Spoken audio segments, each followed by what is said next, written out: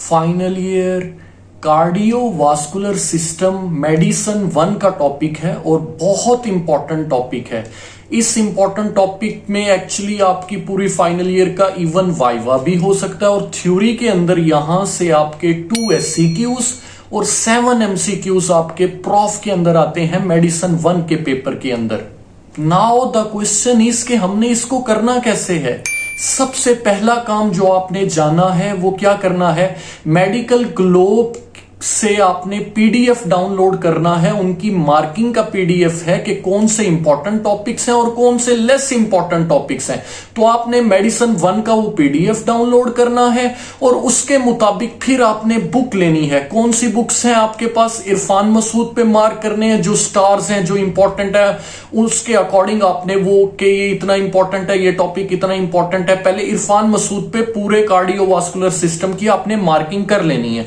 उसके बाद आपने डेविडसन लेनी है, उन्होंने टेबल भी मेंशन किए होंगे, सब चीजें वो आपने डेविडसन पे भी मार्क कर लेनी है। इरफान मसूद में टेबल्स थोड़े कम होंगे तो आप डेविडसन पे भी सेम टू सेम जो मेडिकल ग्लोब की गाइडलाइंस हैं उसके अकॉर्डिंग आप डेविडसन पे भी मार्किंग कर लेंगे। तो ये हमारा मार्किंग वाला पोर्शन खत्म हो गया। हमें थोड़ी बहुत समझ आ गई कि कौन सा टॉपिक बहुत ज्यादा इंपॉर्टेंट है, कौन सा थोड़ा सा लेस इंपॉर्टेंट है, कहां से एमसीक्यूज आने, कहां से ज्यादा एससीक्यू आने के चांसेस हैं। क्योंकि अब यूएचएस का मोड ज़हन चेंज हो चुका है और वो सब कुछ इंपॉर्टेंट कंसीडर कर रहा है और एमसीक्यू सिनेरियो बेस आ रहे हैं किसी भी टॉपिक से। तो आपको वेल प्रिपेयर्ड होना है।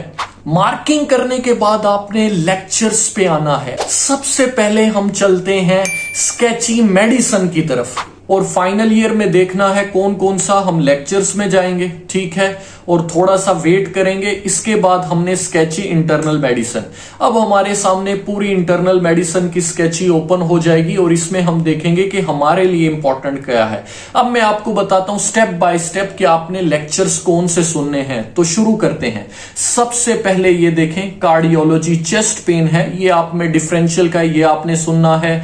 ये नंबर 2 सुनना है, नंबर 3, नंबर 4, नंबर 5, ये आपने सुनते जाना है। देखें हार्ट फेलियर बहुत इंपॉर्टेंट है, स्किप नहीं करना। एमआई बहुत इंपॉर्टेंट है, इसकी कॉम्प्लिकेशन बहुत ज्यादा इंपॉर्टेंट है। Chronic heart failure, decompensated heart failure, cardiomyopathies, pericarditis बहुत अच्छा समझाया है और आपने मिस नहीं करना। पेरिकार्डियल इफियन मास्टर है। मायोकार्डाइटिस बहुत ज्यादा इंपॉर्टेंट है। कार्डियोलॉजी एडियोटिक्स यानी कि अब मरमर शुरू हो रहे हैं, ठीक है। मरमर्स को आपने स्किप नहीं करना, बहुत पूछते हैं। दुनिया के किसी भी टेस्ट में बैठे होंगे ये आपको फायदा देगा। किसी भी टेस्ट में आप बैठे हो, फाइनल ईयर है, प्लेब 1 है, इसके अलावा स्टेप 2 है, आपसे ये चीजें पूछी जाएंगी, आप इनको स्किप नहीं कर सकते। माइट्रल एमआर है, एमएस है, सही है, ट्राइकस्पिड रिगर्जिटेशन है, ये चीजें आपने लाजमी सुननी है। एंडोकार्डाइटिस पीड्स में भी आता है, मेडिसिन में भी आता है। डीप वेन थ्रोम्बोसिस सर्जरी में भी आता है, मेडिसिन में भी आता है। अब ये देख लें कि एब्डोमिनल एओर्टिक एनोरिज्म ये मेडिसिन में कम इंपॉर्टेंट है बट सर्जरी के अंदर इसकी बहुत ज्यादा इंपॉर्टेंट है। तो ये आप अभी कर लेंगे, आपकी कार्डियो भी कवर हो जाएगी, सर्जरी में भी आपको फायदा देगा, तो आपको डबल करने की जरूरत नहीं है। तो ये आप कार्डियोलॉजी में ये कर सकते हैं। पेरिफेरल आर्टरी डिजीज जैसे सर्जरी में बहुत ज्यादा इंपॉर्टेंट है, मेडिसिन में कम इंपॉर्टेंट है। आप अभी इसको रख लें, यानी कि सेकंड प्रायोरिटी पे इन 3 लेक्चर्स को लाजमी कर लीजिएगा क्योंकि आपको सर्जरी में करने हैं ये, ठीक है। हाइपरटेंशन भी आपका सेकंड प्रायोरिटी टॉपिक है तो आपने इसको करना है। तीनों हाइपरटेंशन, शॉक सर्जरी में इंपॉर्टेंट है, मेडिसिन में भी इंपॉर्टेंट है, एमसीक्यूज आते हैं मोस्टली यहां से। और ये कॉन्सेप्ट आपने पूरी फाइनल ईयर कर ली बट आपको शॉक का पता नहीं तो आपकी वर्थ क्या है, आपको तो कुछ पता ही नहीं। शॉक तो बेसिक है, ठीक है, तो आपने शॉक लाजमी करना है। ईसीजी का मैं अलग वीडियो में आपको बताऊंगा क्योंकि यहां पे ईसीजी थोड़ी डिस्टर्ब है, यानी कि वीडियोस मिस है, तो मैं आपको बताऊंगा इसको कैसे करनी है, तो ये आपने परेशान नहीं होना। तो ये तकरीबन आपके लेक्चर्स बनते हैं शॉक तक। ये कार्डियोलॉजी के मेडिसिन्स के लेक्चर हैं, ठीक है। तो यहां तक हमारी होगी स्केची इंटरनल मेडिसिन।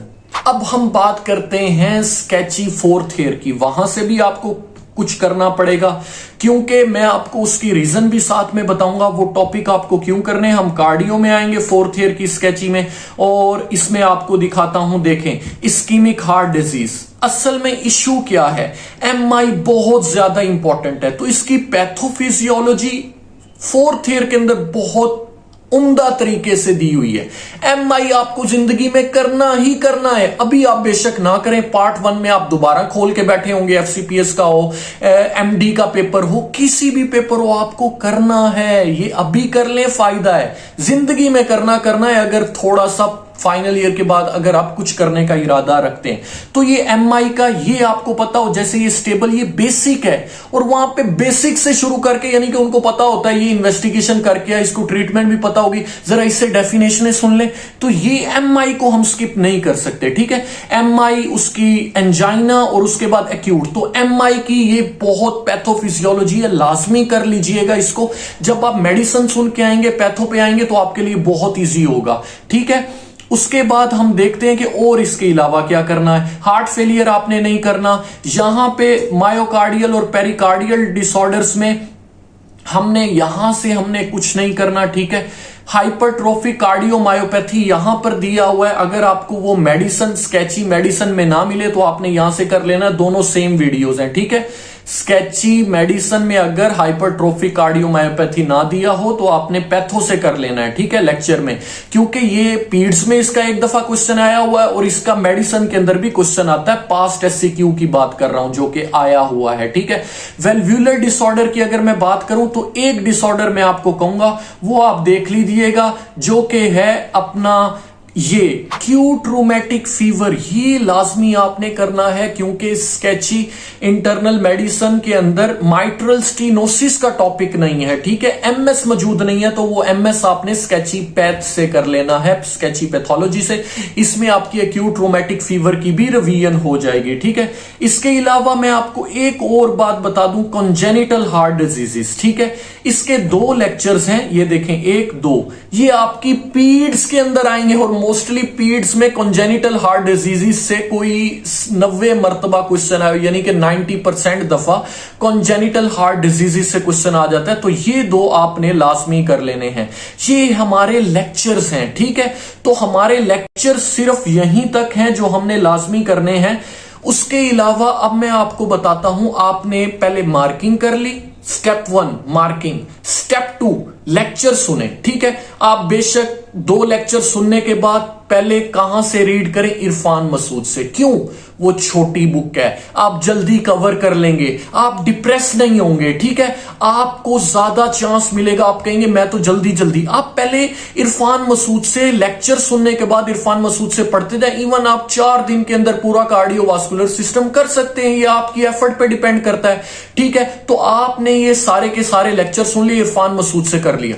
अब आप जब डेविडसन खोलेंगे, वो तो आपके लिए पानी होगी। आपको पता होगा असल में डेविडसन कैसे लिखी हुई है, उसमें पहले स्टार्ट में बेसिक डायग्राम्स हैं, जिनमें सिम्टम साइन दिए हैं और डायग्राम्स बनी हुई है, जो कि कार्डियोवास्कुलर सिस्टम में, फिर आपको वो भी समझ आएंगी। फिजियोलॉजी आपने छोड़ देनी है, उसके बाद आपने डिजीजेस पे मूव करना है, और ईसीजी के बारे में परेशान नहीं होना, उसकी मैं अलग वीडियो में आपको बता दूंगा A to Z कैसे करनी है, तो इंशाल्लाह ताला वो भी आपको समझ आ जाएगी। ठीक है, तो ये आपके स्टेप है। अब लास्ट स्टेप क्या है, पास्ट एससीक्यू करेंगे आप। एपिसोड फाइनल ईयर ले लें, हाफिज बिलाल ले लें, पास्ट एससीक्यू लाजमी करें। ठीक है, उससे आपकी इंटरप्रिटेशन बढ़ेगी। असल क्वेश्चन है, आपको इंटरप्रेट करना आता हो, सिनेरियो को पकड़ के डायग्नोसिस करना आता हो, this is your fun.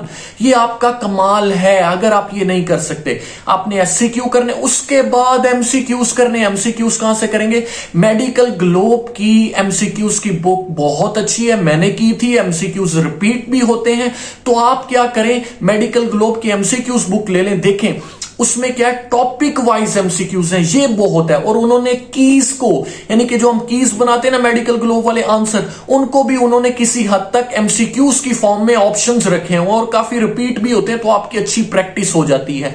In steps को लेके आपका पूरा कार्डियोवास्कुलर सिस्टम एक्सेप्ट ईसीजी खत्म है। पीड्स में मदद करेगा, सर्जरी में मदद करेगा, गायनी ऑप्स में मदद करेगा, और ये आपकी बेसिस होगी। इसके ऊपर आप जितना नॉलेज हासिल करते जाएंगे, क्लिनिकली देखते जाएंगे, आप मास्टर बन जाएंगे इंशाल्लाह ताला। इस सुनने के बाद, इतना कुछ करने के बाद आपका लेवल बहुत ऊपर होगा और जो बाकी यूएचएस के अंदर यूनिवर्सिटीज नहीं है वो भी इस पैटर्न को फॉलो कर सकते हैं और अपनी मार्किंग के हिसाब से एडजस्ट कर सकते हैं। ठीक है, तो काइंडली मुझे फॉलो कर लीजिएगा, इंस्टा पे, फेसबुक पे, यूट्यूब पे सब्सक्राइब कर लीजिएगा, क्योंकि ताकि आप अप टू डेट रहें जो नई वीडियोस आने वाली हैं। जज़ाकल्लाह।